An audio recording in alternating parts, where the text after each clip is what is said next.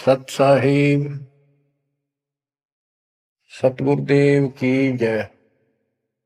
बंदी छोड़ कबीर साहिब जी की जय। बंदी छोड़ गरीबदास जी महाराज जी की जय। स्वामी राम देवानंद जी गुरु महाराज जी की जय हो।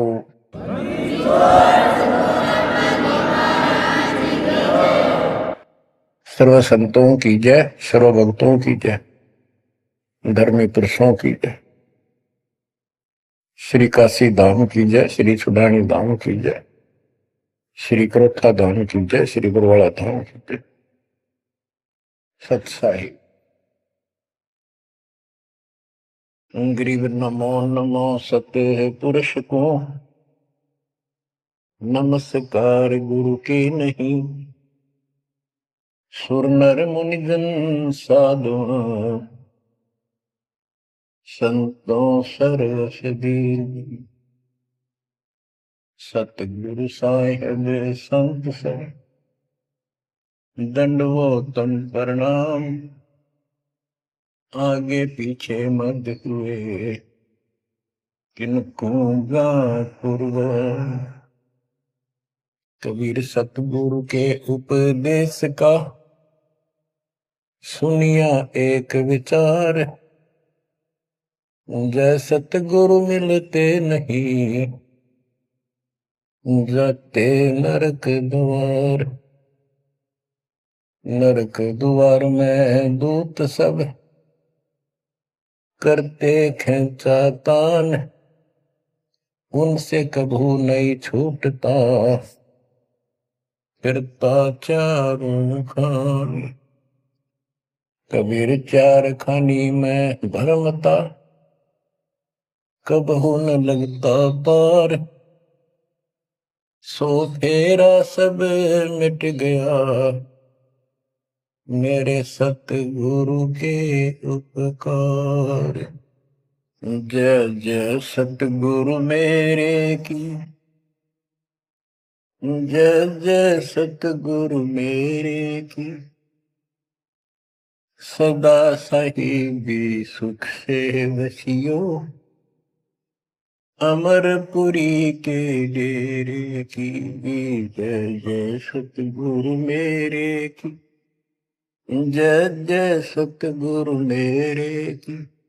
सदा साहिबी सुख से वसियो, सतलोक के डेरे। निर्विकार निर्भय तू ही, और सकल वैमान। जी साधो और सकल वैमान। सब पर तेरी साहिबी, सब पर तेरी साहिबी। तुझ पर साहिब ना, निर्विकार निर्भय। परम पिता परमात्मा कबीर जी की असीम कृपा से बच्चों, आज हमारे अंदर अपने घर जाने की प्रबल प्रेरणा हुई है। बच्चों, कोई भी काम है उसकी विशेष जानकारी होने के बाद उसमें रुचि बनती है। इसी प्रकार अब हमें पता चला है कि इस लोक में हम गलत स्थान पर रह रहे हैं, और आपको यह भी याद दिलाया जाता है कि ये शरीर नहीं रहेगा। जिस परिवार को देखकर हम खूब खुश हैं और होना भी चाहिए, पर ये साथ कितने दिन का है यो तक भी ध्यान देते नहीं। इसके ध्यान ना देने से हम जन्म और मरण के इस महान कष्ट को भोग रहे हैं, इस महान कष्ट को झेल रहे हैं। अभी तक कोई इस तरह सच्चाई कहने वाला नहीं था। जैसे कोई यूं कह देता ना, भाई ऐसे ऐसे वो हो सकता है, मृत्यु हो जाएगी, तो यूं कहा करते भाई, तो भाई ये बात ना बोला, मृत्यु हो जाएगी, अच्छी बात बता। यानी यूं कहना बुरी बात मानने थे कि यूं ना कह, मौत भी हो जाएगी कभी। संसार भी छोड़ना पड़ेगा। यानी इस सच्चाई को अवॉइड करने की चेष्टा करते थे। तो बच्चों, कबूतर क्या करता है, जब बिल्ली निकट आ जाती है वो डर जाता है, उड़ने की बजाय आंखें बंद कर लेता है और सोच लेता है खतरा टल गया, तो वो उसकी गर्दन मरोड़ के खा जाती है। अब आंखें बंद करें काम नहीं चलेगा, ये तो खोलनी पड़ेगी, हिम्मत करनी पड़ेगी, यहां से उड़ना पड़ेगा, काल से बचना पड़ेगा। पहले जैसे 12 कबीर पंथ चले हैं, उससे पहले ये हिंदू समाज, हिंदू धर्म, उसके बाद ये यहूदी धर्म, ईसाई धर्म, फिर मुसलमान धर्म, जैन धर्म, और ये 12 पंथ, इनमें ज्ञान तो बताया जाता था कि भक्ति कर लो, नहीं तो 84 लाख योनियों में जाना पड़ेगा, पशु पक्षी बनना पड़ेगा। और आत्मा डरती भी थी, भक्ति के लिए प्रेरित भी होती थी, लेकिन वो भक्ति शास्त्र विरुद्ध थी, शास्त्र में प्रमाणित नहीं थी, और वो ज्ञान भी शास्त्र प्रमाणित नहीं था। श्रीमद् भगवत गीता अध्याय 16 श्लोक 23 में स्पष्ट किया है कि शास्त्र विधि को त्याग कर जो अपनी मर्जी से मनमाना आचरण करते हैं अपनी इच्छा से, उनको न सुख होता है, न कोई सिद्धि प्राप्त होती है, और न ही उनकी गति बढ़ती। या तो ये कहो कि गीता गलत और ये झूठे गुरु सच्चे, इनमें से एक को रिजेक्ट करना पड़ेगा, लेकिन गीता को कोई रिजेक्ट कर नहीं सकेगा। आखिर में इन झूठे गुरुओं को त्यागना पड़ेगा। बच्चों, परमात्मा के पाने के लिए, उस सुख को प्राप्त करने के लिए कितने कितने कष्ट झेले हैं महापुरुषों ने, हमने भी उठाए। हम ऋषि बने, ऋषि बनकर कठिन साधनाएं की, जैसा लोकवेद दंत कथाएं सुना करते थे, उसके आधार पर सिद्धियां आ गई, सिद्धियां दिखाकर फिर प्रसिद्धि होगी, उस प्रसिद्धि के ऊपर हम प्रसिद्ध हो गए और खूब महर्षि प्रसिद्ध हो गए। अब पता चला वो प्रसिद्धि कैसी थी, जैसे आपको राबिया का प्रमाण बताया, 4 साल की ठीक साधना से ऐसे ऐसे चमत्कार भी हो गए, मक्का उठ के आ गया, लेकिन भविष्य जीरो हो गया उसका, सिर भी काट दिया, इतनी प्रेरित थी भगवान के प्रति, लेकिन नथिंग, कुछ नहीं हुआ। काम तो अब बनेगा जब बनवाया जा। गरीब ये जीवन सफल है, जब लग राम रटंत, देखो री को जाने दे, भरम पड़े हैं पंथ। इस मनुष्य जीवन की सफलता उसी की है जो परमात्मा की भजन करते हैं, अन्यथा इसका कोई यूज नहीं। पशु पक्षी का भी ऐसा ही जीवन है, ऐसे ही कर्म वो करते हैं, खाना पीना, टट्टी जाना, बच्चे उत्पन्न करना, बच्चों के लिए फिर सारा दिन भटक के उनका पोषण करना, फिर मर जाना, ये कोई जीवन है? इस ज्ञान से आपके अंदर जो गलत प्रेरणा भरी हुई है वो काल द्वारा भरी गई है, बहुत प्रबल है, वो सामान्य नहीं है। अब जैसे किसी को बुखार हो जाता है तो उसके बस की बात नहीं वो नॉर्मल हो जाए। तो बच्चों, अब के लगन लगानी पड़ेगी। जैसे बुखार हो जाता है, उसके बस की बात नहीं कि वो ठीक ठाक रहे, अपने ठीक क्रिया करे, तो उसके लिए औषधि की आवश्यकता पड़ती है, और जब नॉर्मल हो जाएगा फिर सारे काम ठीक करेगा। इसी प्रकार ये आपके बस की बात नहीं है जो आप जिस व्यवस्था में लग रहे हो, ये इस ज्ञान से, इस भक्ति से आपका यो अज्ञान हटेगा, ये जिससे प्रभावित हो बुखार हटेगा, फिर आपकी लगन अदब से बनेगी, अलग से बनेगी। अगर ये भाव नहीं बना तो क्या ये जीवन अच्छा है जो आप जी रहे हो? कोटि जन्म तन भर में दोगे कुछ नहीं हाथ लगा रे। कुकर कुत्ता, सुकर सुअर, खर गधा, कौवा बुगला। बता, इन प्राणियों के शरीरों में असंख्यों बार कष्ट उठा लिया अपने को, असंख्यों बार, एक बार नहीं। तो क्या इस प्रोसीजर को जारी रखोगे? मेरी आत्मा तो मान नहीं रही कि आप इसको स्वीकार कर लोगे। और अब भी आपकी आंखें नहीं खुलेंगी और आपकी प्रेरणा नहीं बढ़ेगी, तो फिर इंसान नहीं, पत्थर हो तुम, पत्थर। कोटि वर्ष करे संगत संतों की, पत्थर का जल में क्या लीजे। चंदन बन में रंग ला दे, एक बांस बिटन भी ना सींचे।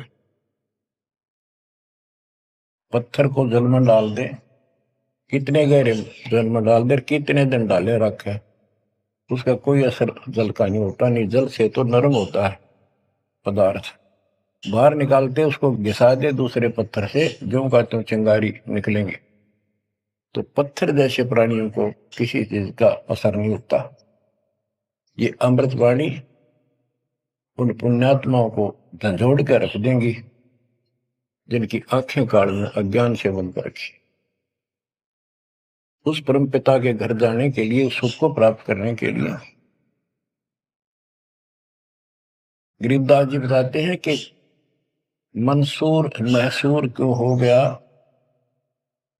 शरीर पासी प्रवेश और जाके ऊपर एती नोबती। कैसा है वो देश? उस परमात्मा के सुख को, सतलोक को प्राप्ति के लिए, उसकी प्राप्ति के लिए टुकड़े टुकड़े शरीर करा दिया मंसूर अली जी ने, पीछे नहीं हटा। तो गरीबदास जी कहते वो सुख कितना होगा जिसके लिए शरीर भी खत्म कर दिया, कोई नो प्रॉब्लम। और ये शरीर तो आपका रहेगा नहीं, गारंटीड है। इसलिए बार बार याद दिलाता हूं कि हमारे ऊपर नशा जबरदस्त कर रखा काल ने। ये आपके बस की बात नहीं, ये एंटीबायोटिक आपको प्रेरित रखेंगे। आप भक्ति भी करोगे, बुराइयों से भी बचोगे, और अपने घर जाने की प्रबल इच्छा बनेगी। जहां आशा ता बासा हुई, मन कर वचन सुमरियो सोई। गिरिव नरसिंह रूप सतगुरु धरा, प्रहलाद भगत के काज। हिरणाकुश को ले गया, जो तितर को बाज। परमात्मा कबीर जी ने ही नरसिंह रूप धारण किया। ये सारा श्रेय अभी तक श्री विष्णु जी उर्फ श्री कृष्ण जी को दिया जा रहा था। जो भी है, परमात्मा चाहते हैं कि किसी तरह इनकी भक्ति में आस्था बनी रहे। ये किसी को मानकर भक्ति कर रहे, करते रहो, उससे मिलना कुछ नहीं, पर पिछले संस्कार से मालिक उनकी मदद स्वयं करते हैं। गिरिव नामा का देवल फेरा, मुई जवाई गाय। पीड़ा मेरी संत की, छान छवाई आए। कबीर साहब कहते हैं, 2 दिन मेरी शरण है, ताका हूं मैं दास। दास में नौकर, गुलाम, और गेल गेल ला गया करूं जब तक धरती आता। नामदेव नामदेव महापुरुष पिछले संस्कारी थे। परमात्मा कबीर जी कहीं भी आश्रम बना के कुछ समय के लिए रह जाते हैं, एक गुरु की भूमिका करते हैं। अपने बच्चों को, वहां आसपास के क्षेत्र के बच्चों को ज्ञान सुनाते हैं। कोयल के बच्चे ज्ञान को सुनकर, आवाज को सुनकर उनकी तरफ खींचे आते हैं, सोने वाले रह जाते हैं। तो उस समय रंका और बंका दोनों पति पत्नी थे। एक उनकी बेटी थी वंका। नामदेव भी उसी समय परमात्मा कबीर जी का शिष्य हुए थे जब वो वहां संत रूप में लीला कर रहे थे। हम ज्ञान सुन लेते हैं, सारी बात करते हैं, पर अपनी जो पूर्व प्रेरणा है, पिछले जन्म के संस्कारों से भी हम बांध नहीं आते। अब नामदेव जी जा रहे थे, एक मंदिर में आरती हुई थी, ब्राह्मण लोग आरती कर रहे थे, और उसके ऐसी धुन चढ़ी कि वो भी मंदिर में पहुंच गया। हाथ में जूते निकाल लिए अपने, जैसे ये बजाते हैं ताल, उस तरह बजाने लग गया, घंटी बजाते हैं, और बजाता बजाता आरती में मगन होकर उनके ब्राह्मणों के बीच में पहुंच गया, यानी पत्थर की मूर्ति के सामने पहुंचना चाहा। पंडितों ने पकड़ कर उसको मंदिर के पीछे फेंक दिया कि ये शूद्र छोटी जाति का समेत दूसरों में आ गया, हमारा धर्म भ्रष्ट कर दिया, हमारे भगवान को इसने रुष्ट कर दिया। तो परमात्मा वो तो फिर भी पड़ा पड़ा मन की आरती कर रहा था, लो लगी थी दाता में। परमात्मा उस मंदिर का मुंह नामदेव की तरफ कर दिया, और पंडित पिछली साइड में खड़े घंटी बजा रहे थे, आश्चर्यचकित हुए। तो एक दिन नामदेव रंका बंका के घर गया, तो उस दिन वंका लड़की, रंका और बंका जंगल में लकड़ियां लेने गए हुए थे, पीछे वो लड़की अकेली थी, वह कोई पट्टी तैयार करे थी, जैसे किसी को चोट लग जाकर, हल्दी वगैरह लगा कर। नामदेव बोला, बहन किसको क्या हो गया, किसको चोट लगी, किसके लिए पट्टी बना रही हो? वंका बोली, रे नामदेव तू गुरु जी ज्यादा दुखी ना करा कर, तो भाई मर्यादा में नहीं रहता, वहां के जरूरत है तेरे को जाने जिस मंदिर में, अपना मंदिर में जाना भगवान अलाउड थोड़ा कर रखा है, मानता नहीं तो तेरे लिए, तेरी इज्जत रखने के लिए गुरु जी तेरे मंदिर पेड़ गए थे, हाथा चोट लगी भाई, उनका पट्टी बांधो। नामदेव गया, देखा तो सचमुच गुरु जी के हाथों में चोट लगी हुई है, और वंका ने पट्टी बांधी। हम भक्ति भी करते हैं पर अपने संस्कार फिर भी कोई न कोई अड़ाए रखते हैं, ये परमात्मा को परेशान करते हैं आपकी। अब आ गया है कति पीक टाइम, अब ये बात नहीं चलेगी। पहले तो चलो को रह गए, कोई बात ना, पैर पकड़ लिए भगवान ने, अब क्या फिसल गया पैर तो पता नहीं कहाँ पड़ोगे जाकर। ऐसा अजब गजब का ज्ञान दे दिया, ऐसा समाधान आपको दे दिया, और ऐसे समय में मानो शरीर मांगी। तो आंखें खोल लो बच्चों,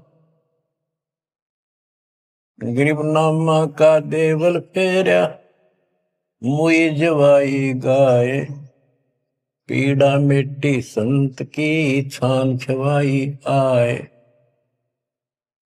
अब एक जिसमें नामदेव जी ने मंदिर घुमा दिया, घुमाया तो मालिक ने था, लेकिन मालिक अपने नाम नहीं लेते, दादू से दरजीव के आप बगल हो जाए, करा करावे साइया मन में लहर उठा, दादू से दरजीव के आप बगल हो जाए।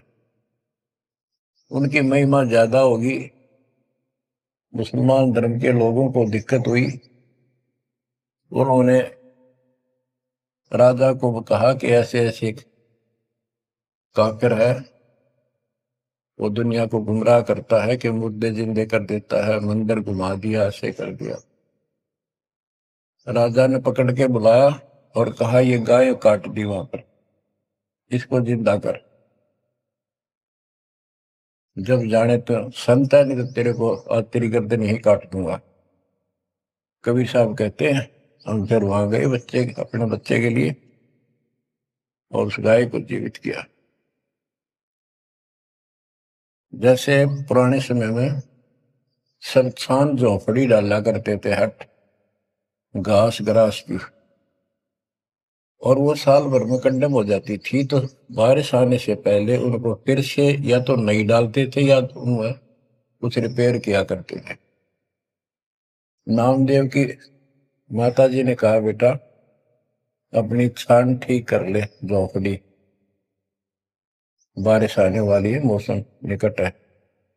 वो कहने लगा, ठीक है माता जी, जाता हूं मैं जंगल से सर काट के लाता हूं, वो सरकंडे से घास फूस।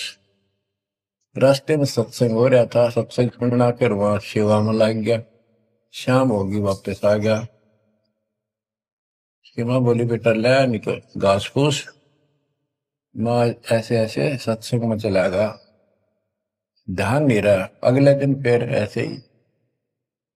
उसकी माँ बोली भाई देख ले तो बारिश हो जाएगी, कुछ दिन सारे कपड़े भीजेंगे, अपने भीगेंगे, बहुत नुकसान हो जाएगा।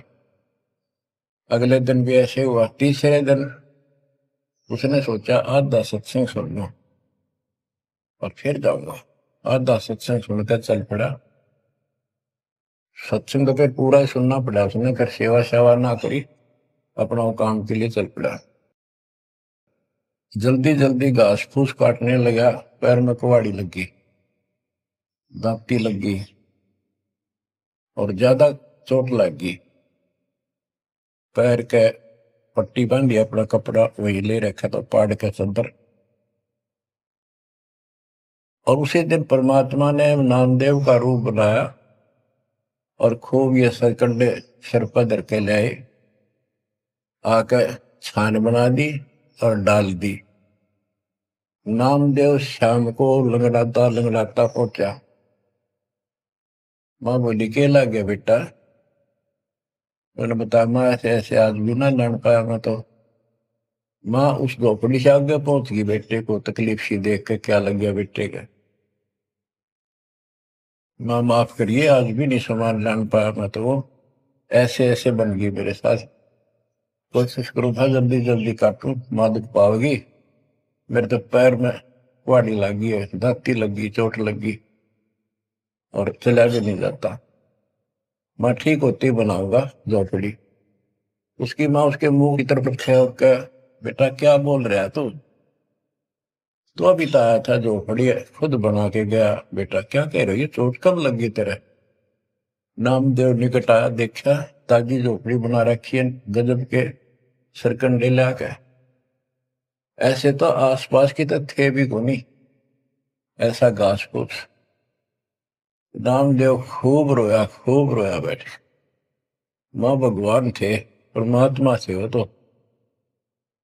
बच्चों दो दिन मेरी शरण है ताका हूं मैं दास, गेल गेल ला गया फिर जब तक धरती आकाश। ये किसी जन्म में भक्ति खूब करी थी जैसे इस युग में, और इस युग के पिछले हुए भक्ति गजब की रहती है, क्योंकि यह साधना शास्त्र में खुला। मोक्ष ना होता तब तक परमात्मा इनके साथ ठहरे। इनसे चमत्कार भी होते रहते, नाम भी हो जाता, पर काम तो ना बढ़ा, मोक्ष तो ना हुआ। तो ये जो ज्ञान आपको सुना जा रहा है, ये हर पहलू पर आपको सतर्क किया जा रहा है। तो या तो इस भक्ति ने छोड़ दो, रिया कति दर्द हो जाओ, कमर कस लो, अब का पीछा छुटवाना है। ये लल्लो पत्तो बहुत होली। केवल हम सुख मांगते हैं, धन मांगते हैं, बेटा ना तो बेटा मांगते हैं और धन संपत्ति मांगते हैं। ये तो बिना मांगे दे देगा जब दिल डट गया आपका, दृढ़ रहे तो। कोई भी काम है दृढ़ता के साथ होता है। धीरे धीरे रे मना, कबीर साहब कहते। कबीर धीरे धीरे रे मना, धीरे सब कुछ हो, माली सींचे सौ गुड़ा, फिर तो है फलो।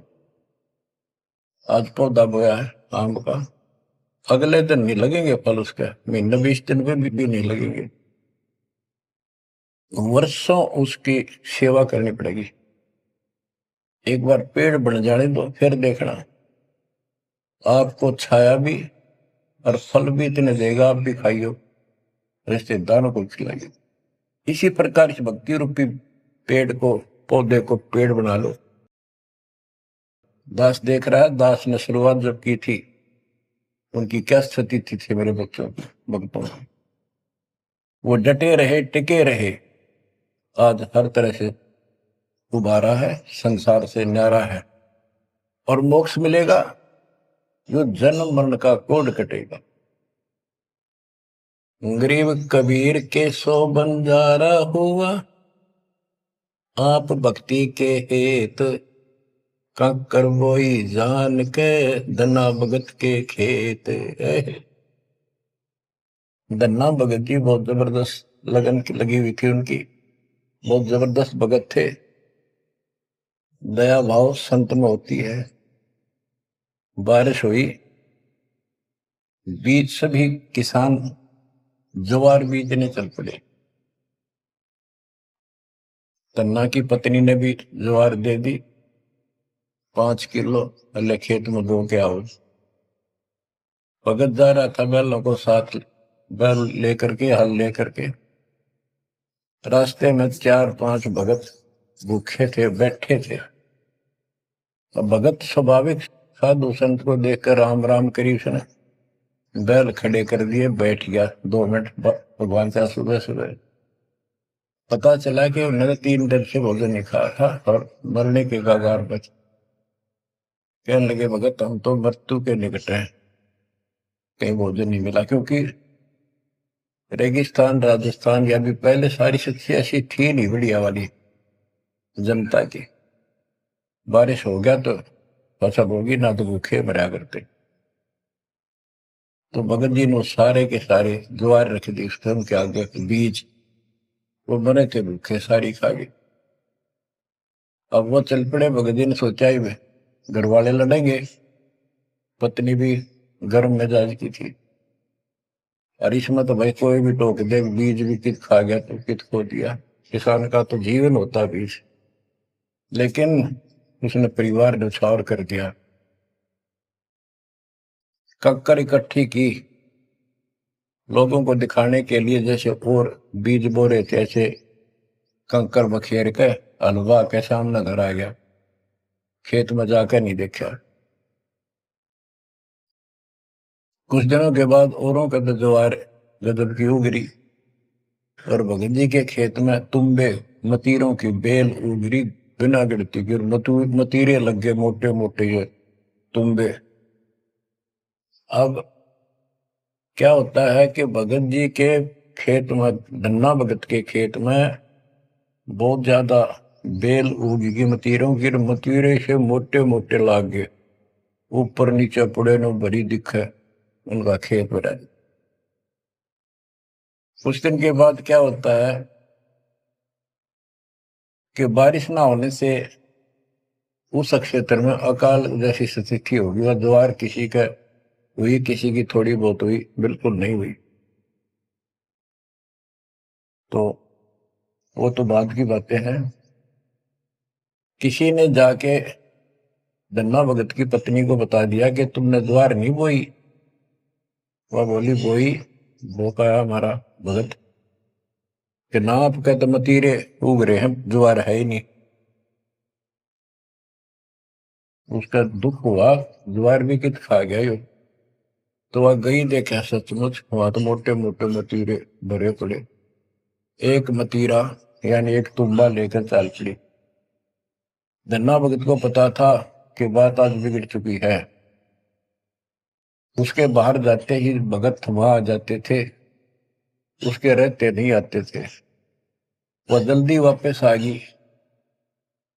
धन्ना भगत ने सोचा था शाम तक आओगी, तो भक्तों से कहा तुम जाओ, बात आज गड़बड़ है। सिर पर मतीरा रख रखा, आते उसने मतीरा सिर में मारा धन्ना भगत का। धन्ना भगत जी ने थोड़ा बचाव किया तो धरती में लगकर फूट गया। फूटते उसमें ज्वार निकली जैसी बीज की साफ सुथरी भेजी थी। अब भगत जी तक टेढ़ा पड़ा, सिर बचाया, और वह देवी देख रही थी, कभी धन्ना भगत को कभी ज्वार को। तो वह बोली ये कहां से आ गई ज्वार इसमें। धन्ना भगत नहीं बोला। वह फिर खेत में गई, वह ज्वार उठाकर अंदर रख ली। वहां जाके देखा कपड़ा बिछाकर मतीरे फोड़न लागी, ढेर लाग गया। गठड़ी बांध के चल पड़ी, ढोण लागी ज्वार। अरोरा की ज्वार कति कंडम सी होगी, वो ये को ना खड़ी तो रही, पर बस उसमें बीज नहीं बढ़ा, सूखी सूखी सी खड़ी। अब वह 3-4 गठड़ी 5-6 गठड़ी ले आई भर भर कर। भगत बोला जितनी आपने अपनी होनी चाहिए थी ना तेरे खेत में उतनी रखना, ज्यादा ना लेना भगतमती ने। बोली तू तो ऐसे करा कर, भगवान ने दी है सारी लाऊंगी। बाकी छड़ी भर के चाली, जब उसका कोटा पूरा हो लिया वहां तक तब बोझ मरती आई बाहर, खूब लग गया। उतारी तो सारा फूस बना पाया, एक फेर लाई वो भी नहीं हो गया। हार के बैठ गई। फिर धन्ना भगत के खेत में ज्वार निकला, तुम्बों से ज्वार निकला, गांव इकट्ठा हो गया। भगत बोला भाई अपनी बांट लो थोड़ी थोड़ी, तुम सारे भूखे मन तो बच जाएगा गाँव। तो सब ने अपने हिसाब का थोड़ा थोड़ा ले लिया, और फिर भी उभरती रहेगी। बच्चों, ये बातें कोई बनावटी नहीं है। जिनने भगवान के ऊपर समर्पण किया, जो भगवान पर समर्पित हुए, भगवान ने कभी उनका मारा नहीं। चारों युगों को देख लो, हमने किसका रखा मारा। तो बच्चों, ये महापुरुषों की जो कथाएं हैं आज अपने काम आऊंगी। आप एक बार लग कर देखो इस मार्ग, कोई जगह नहीं रहेगी आपको अगर मगर कर्ण की स्मरण को कति परमात्मा हर तरह से संतुष्ट कर देगा। दास अपनी एक कथा बताओगा। हम सुनते थे कि द्रौपदी का चीर बढ़ा दिया भगवान ने, पर ये नहीं पता था क्यों बढ़ाया था। वो तो अब इस तत्व ज्ञान से निखार हुआ कि कबीर परमात्मा ने एक लीला करके उसका लीर ग्रहण किया कपड़ा, और उसके कारण बढ़ा था। तो इससे कोई किसी को कहते वो मानता नहीं था, ये कोई बात है, कैसे हो सकता है, ऐसे नहीं हो सकता, वैसे नहीं हो। हम भी मानते थे कि चल ना होगा, पर भगवान तो है और बहुत काम कर रखे हैं। मन मानता था भगवान कुछ भी कर सकता है, क्योंकि आस्था जब भी बनती है जब ये भावना बढ़ जाएगी परमात्मा जो चाहे सो कर सके। उसके सामने इम्पॉसिबल वर्ड नहीं है उसकी डिक्शनरी। आपको बताता हूँ, नाम ले लिया, 2-3 साल हुए थे बस। 1988 में नाम लिया, 1990 या 89 की बात है, 88 या 89 की।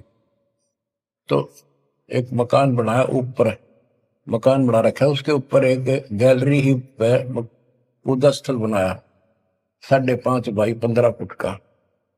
उसमें एक गली में झांकी थी, खिड़की और विंडो, और एक अंदर आंगन की तरफ क्रॉस वेंटिलेशन बढ़िया था। तो जल्दी के कारण मैं बने बनाए वो लिया जंगड़े, पूजा स्थल 2 मांझ का उनको पेंट करके लगा दिया। उनमें शीशे भी लगे हुए थे। एक शीशा टूटा हुआ था, एक शर्फ खिड़की का, वो डबल होते। मैं ये चढ़वा देंगे बाद में, जल्दी काम हो जाएगा। वहां मैंने ये भक्ति बोध छपुआ कर रखी कि गुरुजी आएंगे उनको सौंप दूंगा, वो आगे भक्तों को देते रहेंगे जब कोई दीक्षा लेगा। ऐसे सेवादास करने लगा। क्या हुआ कि उस जो शीशा टूटा हुआ था उसमें के चूहे बढ़कर उनको काटने लगे। और उस समय क्या था, जब वो जंगले लगाए तो जाली ले आया था, ये लोहे की जाली जो मच्छरों से बचाने के लिए खिड़कियों पर लगाई जाती बाहर की साइड। और वो गलती से वो गलत काट के दे दी। मैं वो साइज लिख के उस लोहे की दुकान पर दिया, भाई ये काट के तैयार कर दे, इनका गल बना दे। मैं और सामान लेकर वापस आया, उसने बांध के लपेट कर रख रखी थी। मैं उठाकर चला पैसे देकर। आके मैंने कहा ले भाई लगाओ। तो ये बड़ा लड़का, अरे वहां किराएदार रहता था, वो बोले हम लगा देंगे। कील क्या सारी ला रखी थी, उन्हें सीढ़ी लगाई। मैं तो चला गया उनको कह के, शाम में आया तो कोई नहीं लगा रखी। पूछा भी कारण क्या था, क्यों नहीं लगाई। उन्होंने बताया कि छोटी है, बराबर में छोटी रहेगी, कम से कम 9 इंच छोटी। वो लिखा था मैंने 3 फुट 9 इंच, उसने 3 फुट काट दी, या नौकर ने देख के काट, या गलती लगी जैसे भी। फिर मैंने सोचा भी छोड़ो भाई, अब किसके साथ मत्था मारे जाकर, वो कहेंगे तेरी गलती है, आपने यही साइज बताया था। मैं इस चक्कर में नहीं पड़ा करता। मैंने वो उठा के स्टोर में डलवा दी। एक सीजन बारिश का ऊपर का उतर गया। फिर वो नित्य नेम छपवाई पुस्तक, फिर उसमें चूहे बढ़ने लगे, कपड़ा बांधा, कपड़ा काट दिया। ये मन में था कि वो जाली तक पूरी है नहीं। फिर दिमाग में आई, भाई ऐसे करो, इस एक खिड़की में दिक्कत है, इस जाली को ऊपर नीचे करके दोनों को एक में सेट कर दो। तो वही दोनों किराएदार, ये बड़ा लड़का, ये छोटा ही था, 12-13, 14-15 साल का। तो मैं उनको कह के अपनी ड्यूटी पे चला गया। इनकी माता जी ने, नारों ने, वो वहां से निकाल के जाली स्टोर से नीचे डाल दी, भाई लगा दियो। इन शाम सी न लाई किता। मैंने आके पूछा, एक जाली ला रखी, वह पूरी एक नीचे पड़ी। मैं ड्यूटी से आया शाम को 5 बजे, मेरी दुआई बात खटक रही थी। इन लगा दी होगी बच्चा ठीक से ना, मैं आप लगाऊंगा साथ लगकर।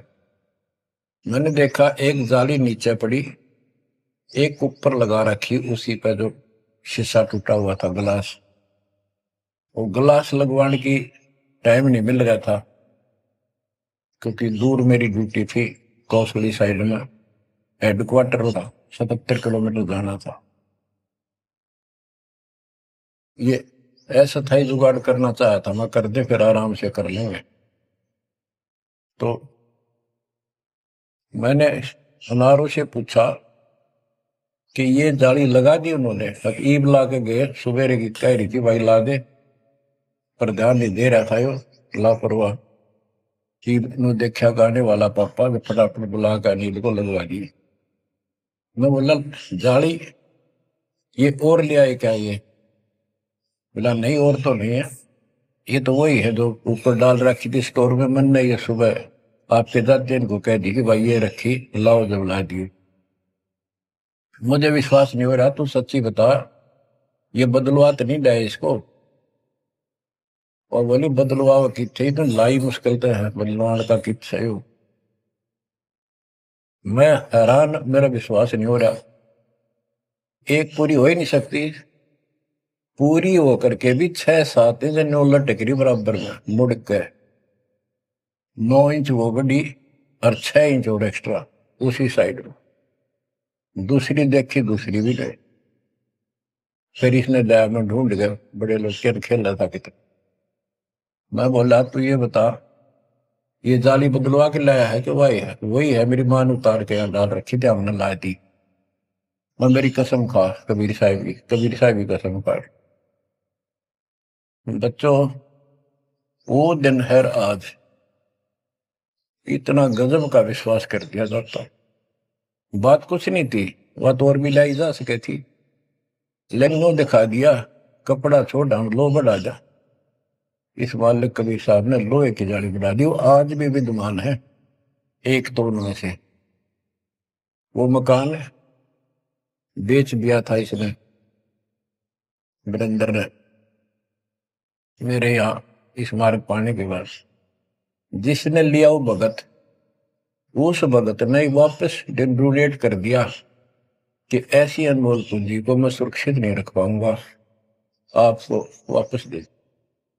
आज वो फिर वही है, वह जाली लगी हुई है, हमने भी उसमें सफाई किया नहीं है अभी, क्योंकि हमें थोड़ा सा फुर्सत अच्छी होगी, यहाँ से निपटेंगे मिशन को पूरा करके, उसको फिर याद के रूप में रखेंगे। तो बच्चों, विश्वास रखो इस मालिक पर। कहे कबीर सुनो भी साधो, मैं तो हूँ विश्वास, और गलत साधना करने से कुछ नहीं मिलेगा। क्या बताते हैं, गरीब कबीर के सो बंजारा हुआ, आप भक्ति के हेत, काकर बोई जान के, धना भगत के खेत। वहां काकर से अन्न हुआ, कंकर से, वहां काकर से अन्न हुआ, वहां केसों से हुआ कबीर, वार पार पावे नहीं गति कुछ गहर गंभीर। अब नकली गुरुओं के कारण ये सारा अध्यात्म ज्ञान नष्ट होया पड़ा था। उसके बारे में कबीर साहब बताते हैं, गरीबदास जी बताते हैं, गरीब विष्णु त्रिलोकी नाथ के, परचे कोटि अनंत, भक्त वत्सल भगवान है क्यों निंदते हैं संत। यानी भगवान में आस्था बनाए रहने के लिए परमात्मा ने इन पर विष्णु जी को निमित्त बनाकर लीलाएं की। कहते हैं इनको विशेष वो ना समझो, ये भी अच्छी आत्मा है, तीन लोक के नाथ हैं। अब जैसे कोई मंत्री है, उसकी भी पावर होती है, उसको ये कहना तो कुछ नहीं है, प्रधानमंत्री सब कुछ है। ये तो लड़ाई वाली बातें हैं। ये तो सतीथी बताई है, इनकी इतनी औकात है, इतनी ताकत है, उनकी इतनी है, इनसे हम दूर नहीं हो सकते और इनको एज ईस्ट पूज भी नहीं सकते कि ये करतार बने हुए हैं अपने आप। ये वो करतार नहीं जो होना चाहिए। गरीब करता ऊपर चोट है, कहते हैं करतार, मूल लह नहीं मूर्खा, गिनते हैं क्यों डारे। कि जितने करतार अपने आप बना रखे तुमने, राम कृष्ण विष्णु, ये फिर कितने बना रखे। कर्ता ऊपर चोट है, जो एक करतार को छोड़कर अन्य जो कर्ता बनते हैं उनकी दुर्गति होती है। रामचंद्र देख लो, सारी उम्र दुखी रहा और कर्ता बन रहा था, लोग भगवान के थे भी मान लेता था, आजीवन कष्ट रहा, अंत में सरयू नदी में जल समाधि ली, डूब का मेरा। कृष्ण जी सारी उम्र दुखी रहा, सुख का सांस कभी नहीं, कभी कंस, कभी केसी, कभी चाणूर, कभी कुछ पूतना, और आखिर में दुर्वासा के श्राप से कुल उनके सामने नष्ट हो गया। जिसका कुल सामने मरे है और पश्चाती हो जीव है, सबसे निर्भाग आदमी है। सब कष्टों को देख कर रो रो के टाइम काटा, आखिर में एक विषाक्त तीर से मारेगा, विषाक्त जहर से बुझे हुए एरो तीर से मारेगा। अब क्या बताते हैं, गरीब करता ऊपर चोट है, कहते हैं करता रे, मूल लह नहीं मूर्खा, गिनते हैं क्यों डारे। के मूल की पूजा क्यों नहीं करते, डालियों ने क्यों गिनते फिर हो तुम, कितने भगवान है, कितने टहनी है। मूल से सब कुछ होता है। गरीब सतगुरु साहिब एक है, दूजा भरम विरोध, बिन सतगुरु सूझे नहीं, चाहे पढ़ो 18 बोध। गरीब गल गोटा गुरु आखे ने, फांसी दे अड़ाए, द्वादश तिलक बनाए कर, चंपुर दे धकाए। कि ये इंसान का नाश करने, मनुष्य जीवन को बर्बाद करने वाले, ये बाह्य दिखावा करके द्वादश तिलक 12 तिलक बना लेंगे, कंठी माला पहन लेंगे, लाल कपड़े, बड़ी बड़ी दाढ़ी मूछ उठा लेंगे या घुटन घोट हो जाएंगे, मूड मुड़ा लेंगे। ये गल घोटा है, ये काल की फांसी लिए फिर रहे, झूठी साधना करवा के। कहते द्वादश तिलक बनाए कर लोग इन पर कुर्बान हो जा, साधु है, और जमपुर दे धक्का, यानी उस नरक में धक्के ते ठोक दे। क्या साधना गलत पे जाएगा फिर वहां।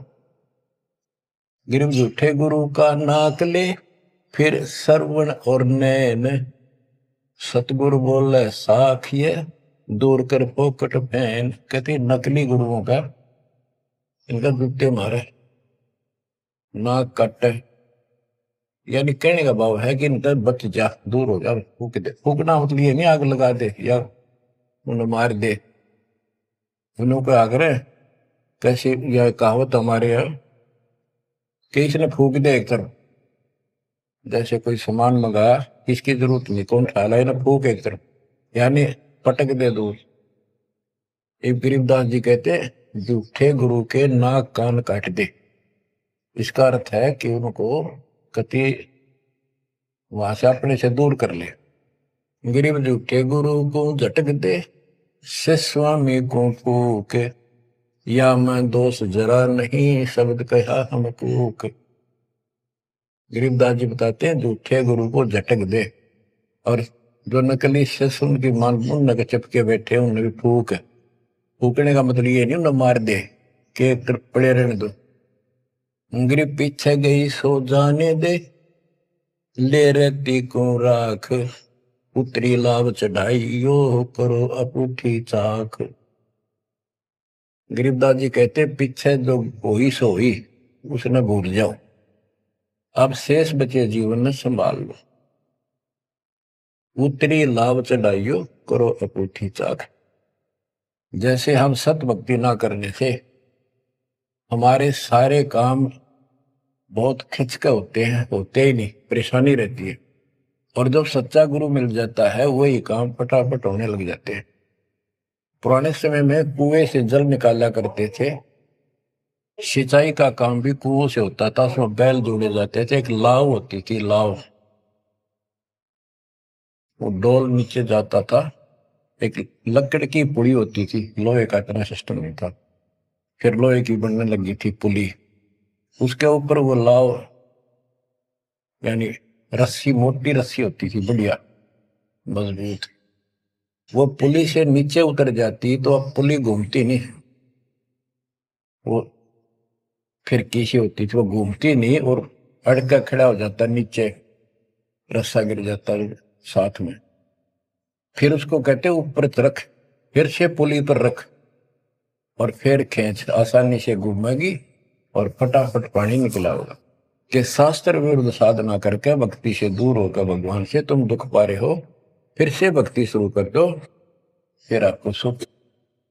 गिरिव पीछे गई सो जानते ले रहती कुआं, जो शेष बचा जीवन इसको संभाल ले रख। उतरी लाभ चढ़ाई यो करो अपूटी चाख। गिरिव बोए बिन पावे नहीं जीवित कैसा योग। 84 आसन करे मिटे न संसार शोक। के जीवित मरे बिना परमात्मा प्राप्ति नहीं होगी। तुम जैसे बकवादों में लग रहे हो, जीवित कैसा योग, ऐसे भक्ति नहीं पड़ेगी। और जो 84 आसन कर करके लोग दिखावा करते हैं, इसे मोक्ष नहीं है। गिरिव पंचअग्नि पाखंड है मौनी तपे आकाश। झरने बैठे क्या हुआ, क्या जी में पंच गिरास। ये 5 धूने लगा के बीच में बैठ जाते हैं पाखंड करने के लिए। इन मकला इतनी है ज्ञान नहीं इनको। कोई मौन रखता है, कोई तप करता है, मटके घड़े के अंदर सुराख करा के एक तपाई कर रख के 40 दिन सर्दी के महीने में 100 मटके डेली पानी के अपने सिर पर डलवाता है। और बड़े बड़े गांव के लोग उस पाखंडी के चारों तरफ परिक्रमा करते हैं। और कोई कहे मैं सिर्फ 5 गिलास खाया करूं, ज्यादा खाता नहीं। इस तरह के ड्रामाबाजी से अट्रैक्ट करते पब्लिक को, पल्ला कुछ नहीं। गिरिव दूधा धारी शब्द है पान फूल फल खाई। घट में नाम न संचर ये बंधे जमपुर जाई। कई बताते हैं एक बाबा है दूध दूध पियो है, बड़ा शब्द है, दूध दाधारी बोला है, और केवल कभी फल खा लेता है तो फूल फल ही खाता है। तो गरीबदास जी कहते हैं गरीब दूध दाधारी शब्द है ये पान फूल फल खाई। घट में नाम न संचर बंधे जमपुर जाई। सच्ची भक्ति है नहीं सीधे नरक में जाएंगे। गरीब चुंडित मुंडित भद्रा मोनी मैल न पावे। धूमर पान ठडे सरी ये 2 जग धक्के खा। गरीब योग नहीं यो रोग है जब लग निज नाम न चीन। घर घर द्वारे भटकते बेख बिना यकीन। गरीब बेख लिया तो क्या हुआ जब लग नहीं विवेक। 3 काल निपजे नहीं मिटे कर्म रेख। के चुंडित मुंडित, जैसे बड़े बड़े सिर पर जटा रख रखी है, दाढ़ी बनवारी, माला मूला पहन गए, बाहर भाई ड्रामा खोल कर रखा है, लाल कपड़े पहन रखे या कति गोट करवा रखा, मुंड मुंडवा रखा। कहते हैं इनसे कुछ नहीं मिलना, कोई मौन रखते हैं। गरीब चुंडित मुंडित भद्रा मोनी मैल न पावे। धूमर पान ठडे सरी ये 2 जग धक्के खाओ। ये धूमर पान करें, नशे करें, सुल्पे की मारे चलम भर कर ढूंढ उठा दे, ठडे सरी खड़े होकर तप करते, कहते 2 जग में धक्के खाओगे, नरक में जाएंगे। बच्चों ये मूल ज्ञान है। ये तत्व ज्ञान, और ये जो ज्ञान आपको दिया जा रहा है आपके लिए वरदान होगा। ये कबीर साहब की गिफ्ट है। इस रजा को संभाल के रखियो, इसको हल्के में ना दियो बच्चों, कुर्बान हो जाओ। ये धंधे करते था सिंह धन हो गए, कितना पुराना पट्टा। इसकी शरण में डट कर सत्संग सुना करो, सेवा करो और दान करो, मर्यादा का निर्वाह करो, भक्ति करो। देखना नारे रंग ला देगा दाता। मालिक आपको मोक्ष दे, सद्बुद्धि दे, आपको याद बनी रहे अपने घर की। सत्साई।